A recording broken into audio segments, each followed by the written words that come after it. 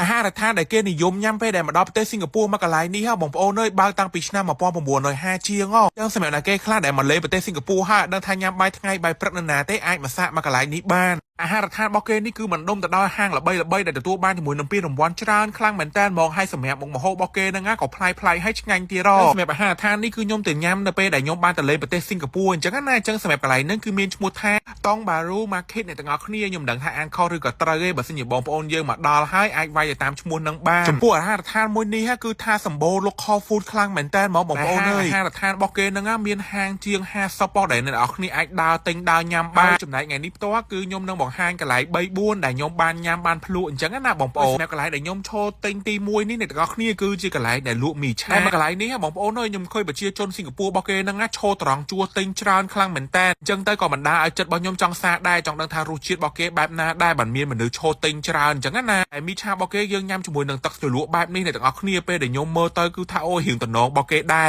តែមិនដឹងថារសជាតិបែបណាទេចាំនេះទៀតចាំខ្ញុំប្រាប់អ្នកទាំងអស់គ្នាអញ្ចឹងណាចំពោះកន្លែងអង្គុយរបស់គេគឺធំទលាមែនតើអត់ខ្វះទេអ្នកទាំងអស់គ្នាគឺថាឡើងច្រើនខ្លាំងមែនតើហ្មងសម្រាប់កន្លែងទី2នេះគឺខ្ញុំមកសាបាយសាច់ជ្រូកខ្វៃអ្នកទាំងអស់គ្នាមានជាសាច់សាស៊ីវសាច់ទាខ្វៃទាអីអញ្ចឹងណាគឺទំនងខ្លាំងមែនតើឲ្យគេថែមពងទាខមួយទៀតមកគឺ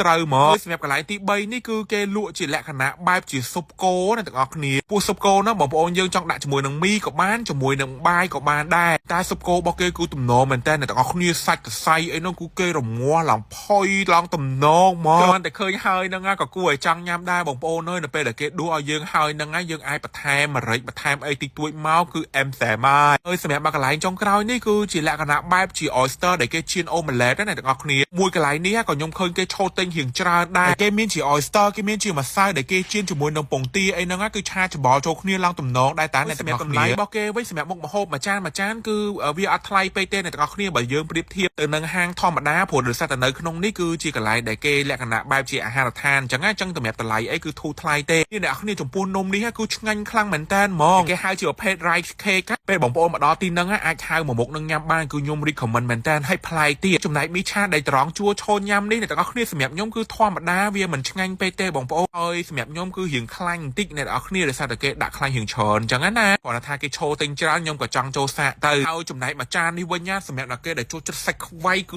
ត្រូវហ្មងអ្នកទាំងអស់គ្នាអើយព្រោះដោយសារអីអត់សាច់ខ្វៃរបស់គេគឺឆ្ងាញ់អ្នកទាំងអស់គ្នាតាំងទឹកជ្រលក់តាំងអីនឹងដាក់មកគឺអូយចាប់ចិត្តខ្ញុំខ្លាំងមែនតើហ្មងនិយាយពីដល់ស៊ុបគោរបស់គេនេះវិញគឺខ្ញុំ recommend ជូនអ្នកទាំងអស់គ្នាដូចគ្នាព្រោះដោយសារស៊ុបគោនេះបើសិនណាគេដែលរកអីក្តៅៗញ៉ាំគឺឆ្ងាញ់ហ្មងអ្នកទាំងអស់គ្នាអើយហើយបើសម្ដែងពងទាអូម៉ាឡេតអីនេះវិញសម្រាប់ខ្ញុំគឺធម្មតាអ្នកទាំងអស់គ្នាវាអត់សូវឆ្ងាញ់អីមែនទេអញ្ចឹងបងប្អូនយើងចង់ញ៉ាំក៏បានអត់ក៏បានដែរគឺអត់អីទេតែបើសិនជាស៊ុបឆ្អឹងជំនីមួយចាននេះវិញក៏អែមដូចគ្នាអ្នកទាំងអស់គ្នាអូយគឺថាវាថាមានថ្នាំចិនមានអីនៅខាងក្នុងហ្នឹងរងាស់មួយមើមឈូកមួយឆ្អឹងជំនីអីហ្នឹងគឺឡើងឆ្ងាញ់ហ្មងអញ្ចឹងសម្រាប់ថ្ងៃហ្នឹងគឺខ្ញុំមានតែប៉ុណ្្នឹងទេបើសិនជាបងប្អូនយើងបានទៅប្រទេសសិង្ហបុរីអីគឺអាចមកកាន់មកកន្លែងនេះបានសម្រាប់អាហារថ្ងៃត្រង់ណាបើសិនជាដឹងទៅកន្លែងអញ្ចឹងសម្រាប់ថ្ងៃហ្នឹងគឺខ្ញុំមានតែប៉ុណ្្នឹងទេសង្ឃឹមថាអ្នកទាំងអស់គ្នាចូលចិត្តណាបាយបាយ